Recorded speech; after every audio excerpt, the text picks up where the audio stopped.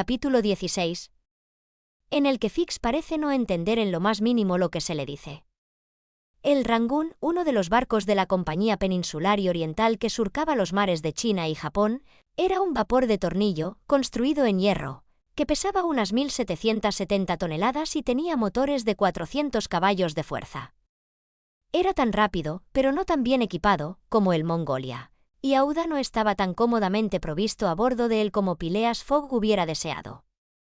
Sin embargo, el viaje de Calcuta a Hong Kong solo comprendía unas 3.500 millas, y ocupaba de 10 a 12 días, y la joven no era difícil de complacer.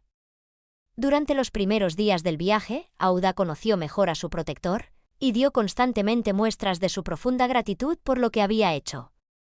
El flemático caballero la escuchaba, al menos aparentemente, con frialdad, sin que su voz ni sus modales delataran la menor emoción, pero parecía estar siempre atento a que nada faltara para la comodidad de Auda. La visitaba regularmente cada día a ciertas horas, no tanto para hablar él mismo, sino para sentarse y oírla hablar. La trataba con la más estricta cortesía, pero con la precisión de un autómata, cuyos movimientos habían sido dispuestos para ello. Auda no sabía muy bien qué hacer con él, aunque Picaporte le había dado algunas pistas sobre la excentricidad de su amo, y la había hecho sonreír hablándole de la apuesta que le hacía dar la vuelta al mundo. Al fin y al cabo, le debía la vida a Phileas Fogg, y siempre lo consideraba a través de la exaltación de su gratitud. Auda confirmó el relato del guía Parsi de su conmovedora historia. En efecto, pertenecía a la más alta de las razas autóctonas de la India. Muchos de los comerciantes parsis han hecho grandes fortunas allí comerciando con algodón, y uno de ellos, Sir Hamed Segh Eboy, fue nombrado baronet por el gobierno inglés. Auda era pariente de este gran hombre, y era su primo, G.G., con quien esperaba reunirse en Hong Kong. No podía saber si encontraría en él un protector, pero el señor Fogg trató de calmar sus ansias y le aseguró que todo se arreglaría matemáticamente. Él utilizó la misma palabra. Auda clavó en él sus grandes ojos, claros como los lagos sagrados del Himalaya, pero el intratable Fogg, tan reservado como siempre, no parecía en absoluto inclinado a lanzarse a este lago.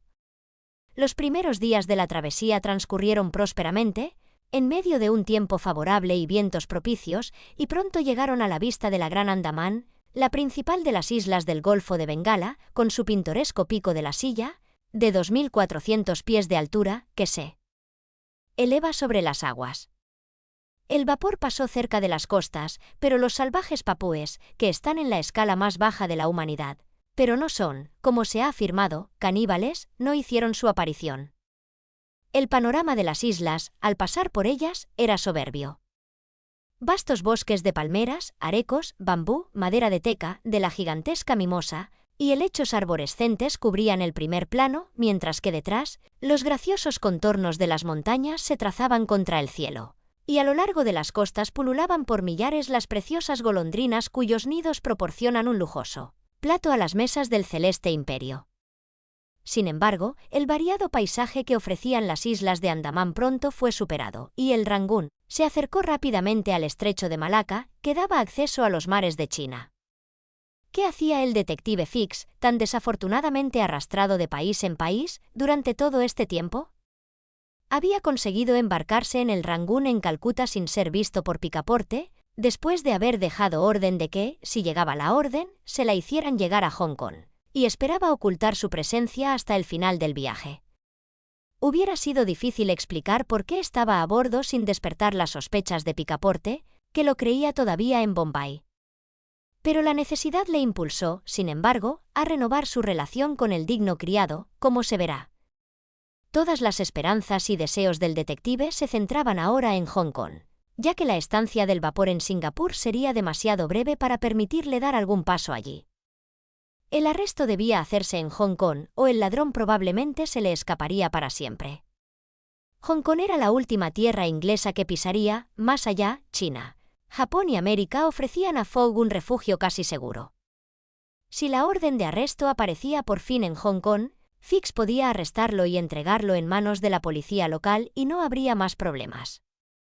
Pero más allá de Hong Kong, una simple orden de arresto no serviría de nada, sería necesaria una orden de extradición y eso daría lugar a retrasos y obstáculos, de los que el bribón se aprovecharía para eludir la justicia. Fix pensó en estas probabilidades durante las largas horas que pasó en su camarote y se repitió a sí mismo: ahora, o la orden estará en Hong Kong, en cuyo caso arrestaré a mi hombre, o no estará allí, y esta vez es absolutamente necesario que retrase su partida. He fracasado en Bombay y he fracasado en Calcuta. Si fracaso en Hong Kong, mi reputación está perdida. Cueste lo que cueste, debo tener éxito. Pero ¿cómo evitaré su partida si ese resulta ser mi último recurso? Fix decidió que, en el peor de los casos, se convertiría en confidente de Picaporte y le diría qué clase de hombre era realmente su amo. Estaba seguro de que Picaporte no era el cómplice de Fogg.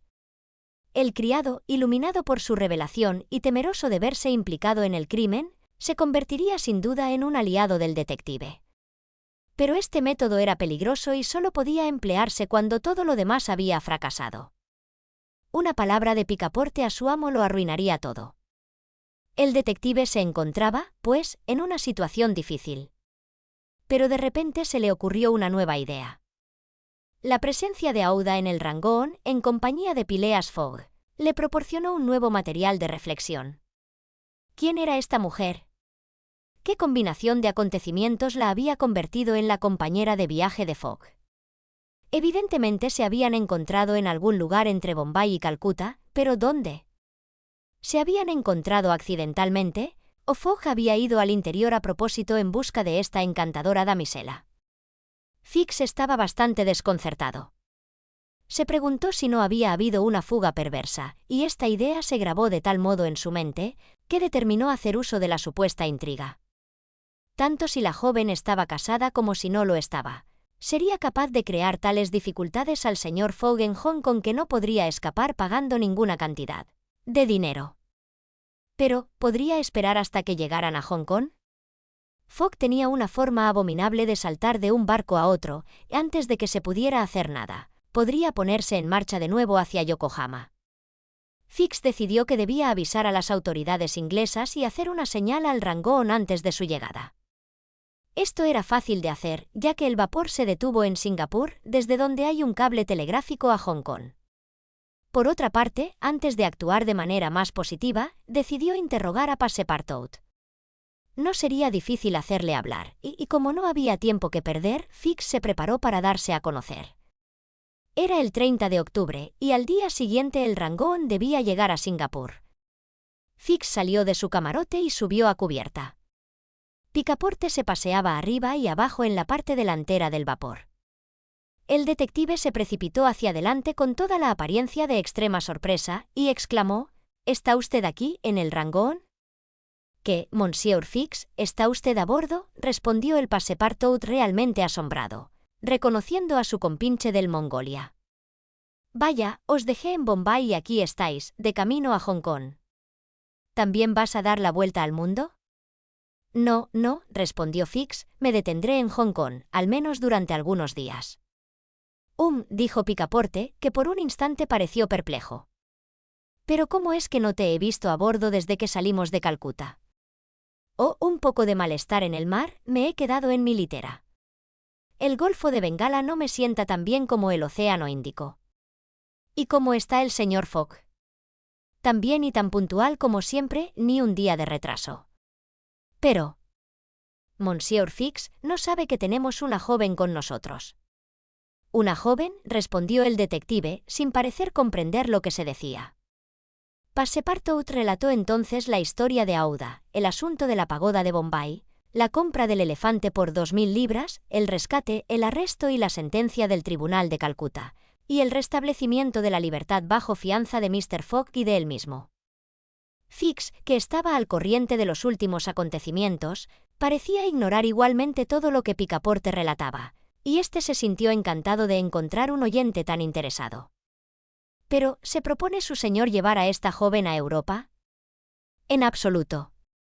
Simplemente vamos a ponerla bajo la protección de uno de sus parientes, un rico comerciante de Hong Kong.